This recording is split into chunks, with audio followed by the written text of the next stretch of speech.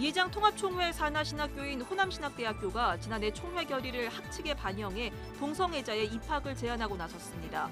그런데 현행 국가인권위원회법은 평등권을 침해한 차별 행위로 보고 있어 논란이 예상됩니다.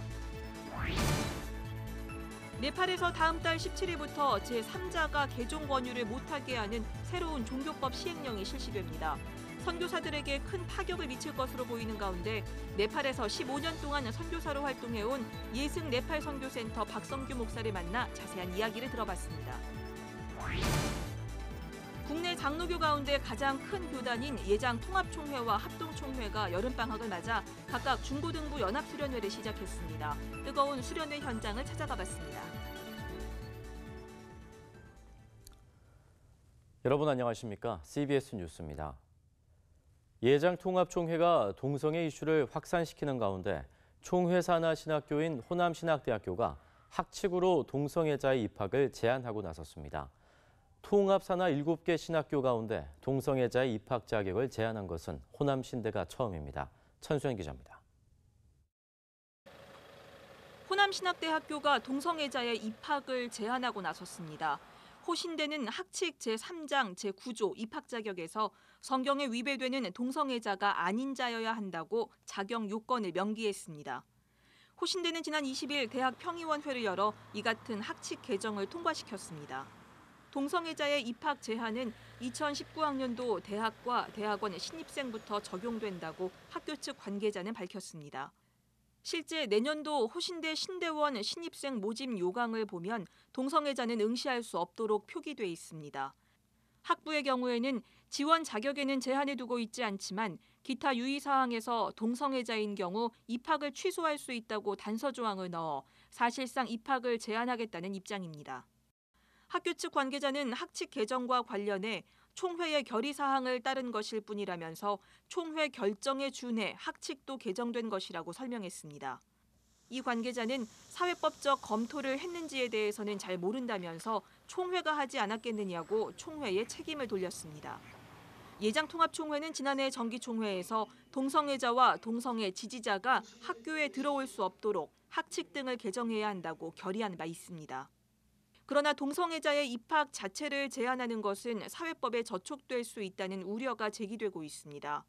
현행 국가인권위원회법이 성적 지향에 따라 교육을 제한하는 것에 대해 평등권을 침해하는 차별 행위로 보고 있기 때문입니다.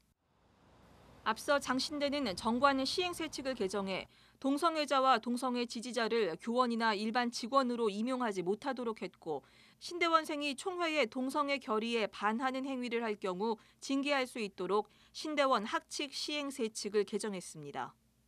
장신대는 또 지난 5월 동성애자 혐오 반대 사진을 올렸던 학생들에 대해서 관련 조사를 모두 마친 상태로 조만간 이들에 대한 지도 결정을 공지할 예정입니다. CBS 뉴스 천수연입니다.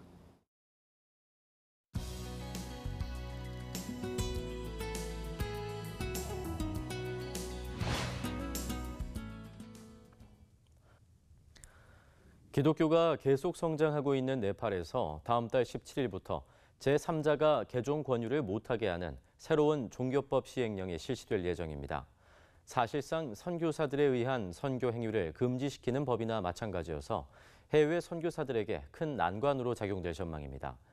네팔에서 15년간 선교사로 활동하고 지금은 국내에서 네팔인들을 대상으로 이주민 사역을 하고 있는 예승 네팔 선교센터 박성규 목사를 파워 인터뷰에서 만나봅니다. 박성석 선임 기자입니다. 안녕하십니까? 예, 안녕하세요. 목사님께서는 예승 네팔 선교센터에서 사역하시는데요. 이 기관은 언제 어떤 목적으로 설립됐는지요? 네, 저희 예승 선교센터는 2014년도에 처음 안산에서 시작됐고요. 목적은 국내에 들어온 네팔 이주민들을 양육하고 훈련해서 다시 네팔로 역파송해서 그들로 하여금 하나님 나라가 확장되는 걸 목표로 세웠습니다. 그 목사님께서는 네팔에서 해외 선교사로도 오랫동안 활동하신 걸로 알고 있는데 언제 그 활동을 좀 하셨나요? 네, 97년에 제가 네팔에 들어가서 2011년도에 나왔으니까 만 15년, 안식년 포함해서 15년 동안 네팔 사역을 했습니다.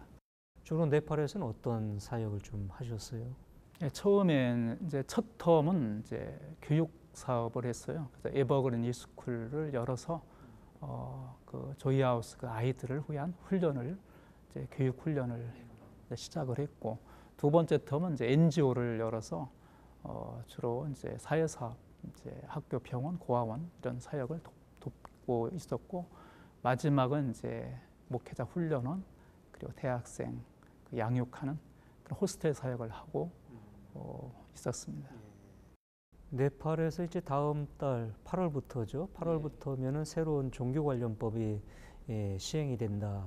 그럴 네. 경우에 이제 해외 선교사들한테 적지 않은 어려움이 예상된다. 예. 이렇게 얘기가 나오고 있어요. 구체적으로 어떤 내용인가요? 예.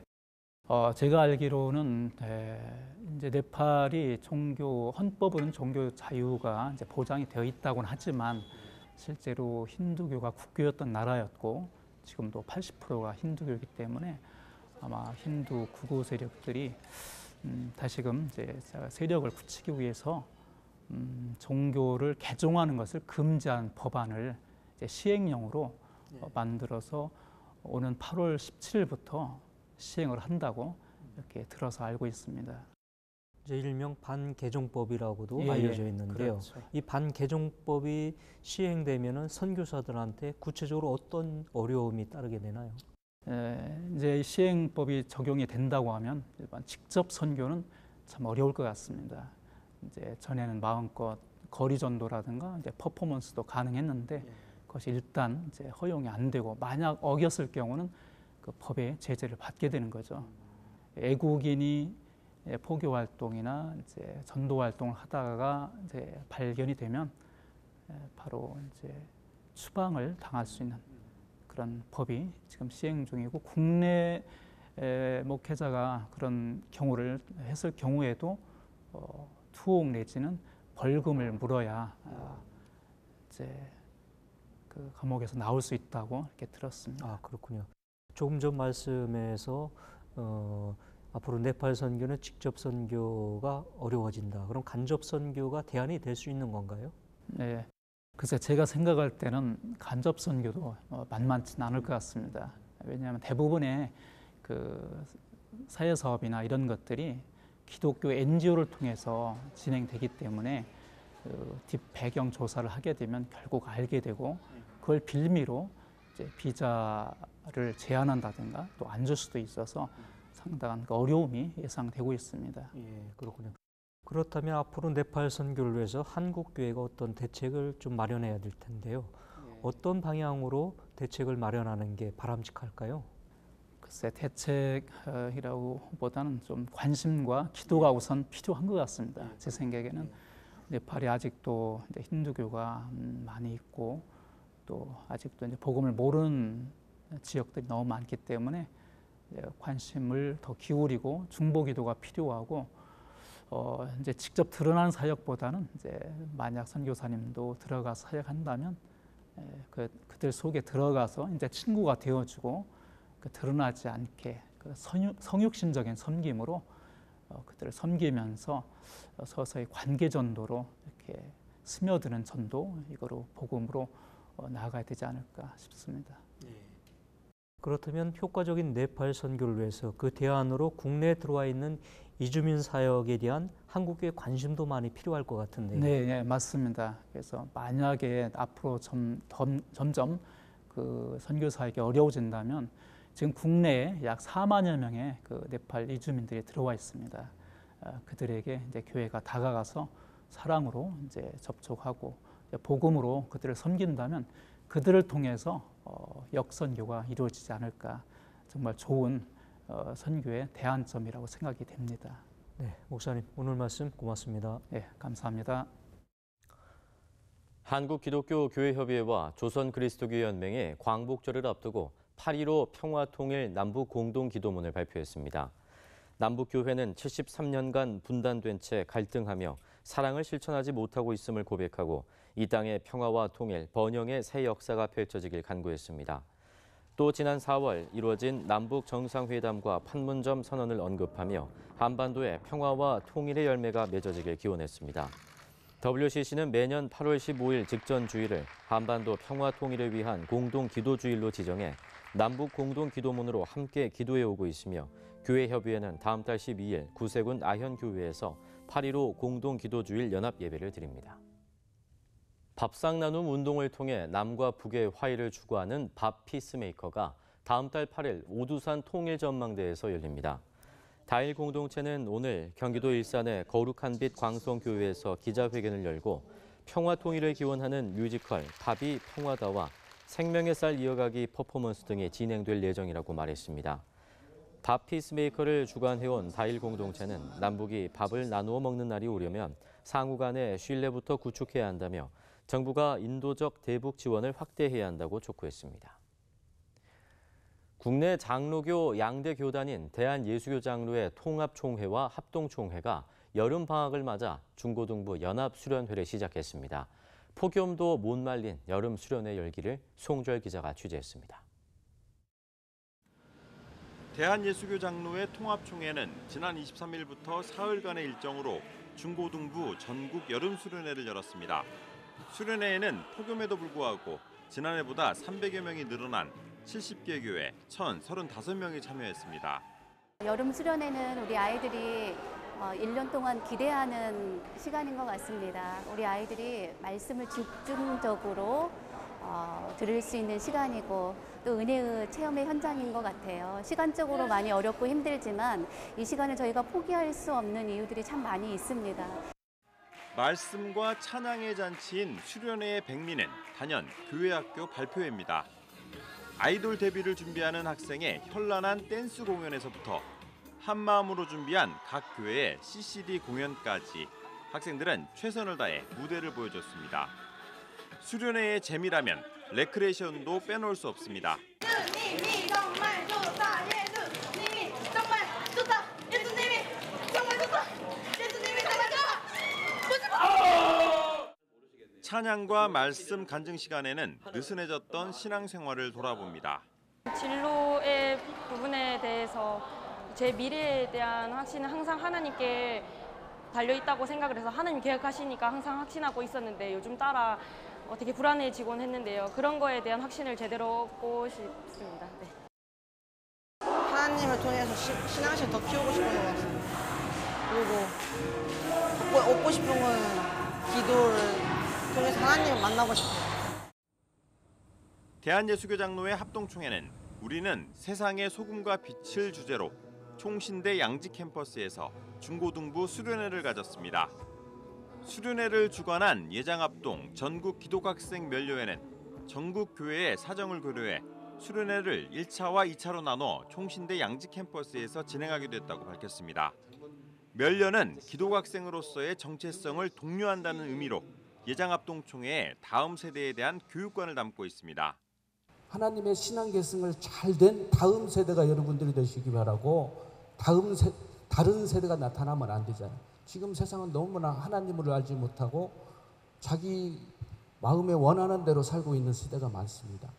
수련회에 참석한 청소년들의 면료를 도울 강사진에는 3.1교회 송태근 목사와 안산 동산고등학교 교목 임추로 목사, 총신대 라영환 교수, 개그우먼 김선정 씨 등으로 구성됐습니다.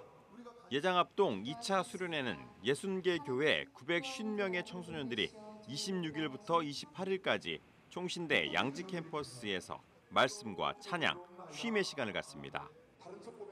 CBS 뉴스 송주열입니다. 양승태 전 대법원장의 법관 사찰과 재판 거래 의혹 등 사법농단 사태 해결과 재발 방지를 위해서는 끈질긴 대응이 중요하다는 주장이 나왔습니다. 한국기독교교회협의회 언론위원회가 오늘 기독교회관에서 주최한 사법개혁 긴급간담회의 발제자로 나선 민주사회를 위한 변호사 모임 김준우 변호사는 진상규명과 책임자 처벌, 피해자 구제 등을 위한 사법개혁이 모두 제대로 이루어질 수 있도록 사회운동의 역할이 중요하다고 강조했습니다.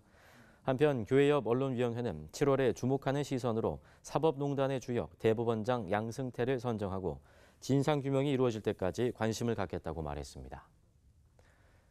피지가 말세의 피난처라고 주장하며 신도들을 집단 이주시켰던 은혜로 교회 신옥주 씨가 오늘 경찰에 긴급 체포됐습니다. 이에 앞서 경기지방경찰청 외사과 소속 경찰 30여 명은 어제 은혜로 교회를 압수수색했습니다. 경찰은 은혜로 교회 신옥주 목사의 노동 착취와 외화 반출, 신도 폭행 등 11가지 혐의로 신 목사를 체포한 것으로 알려졌습니다.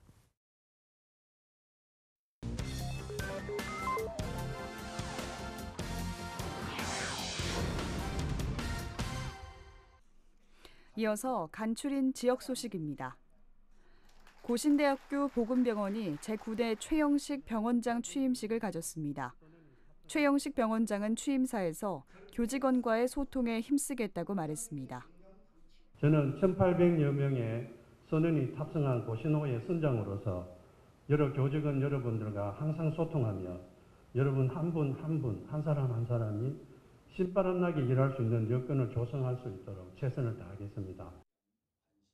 기아대책 전북본부가 오는 9월 열리는 호프컵의 성공적 개최를 위해서 정기 이사회를 가졌습니다. 전 세계 결연아동을 초청하는 이번 호프컵에는 카메룬 선수단과 스태프 등 16명이 4박 5일간의 일정으로 전주를 방문하기로 한 가운데 이사회는 전라북도의 관광지와 교회, 한국문화체험 등의 방문 일정을 점검했습니다. 2018 호프컵은 오는 9월 11일부터 관문체육공원에서 열릴 예정입니다.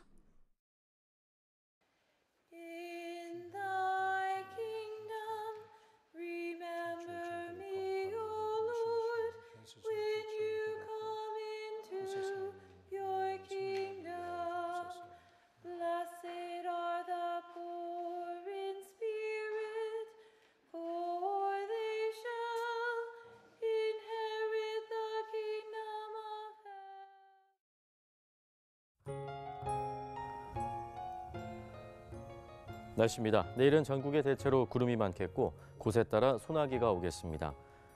아침 최저 기온은 24도에서 28도, 낮 최고 기온은 33도에서 38도로 예상됩니다. 이상으로 뉴스를 마칩니다. 고맙습니다.